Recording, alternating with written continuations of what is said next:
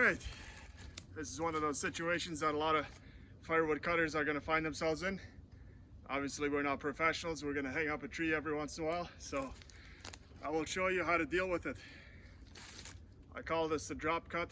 I don't know what other people call it, but if you know a better term, correct me in the comments.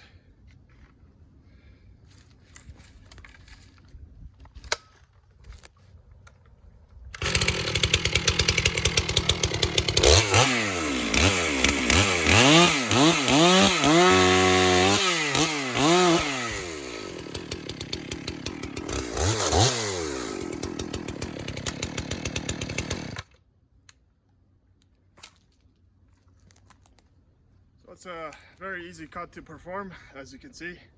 Make a slight cut from the top. You don't have to go through the whole trouble of cutting a wedge.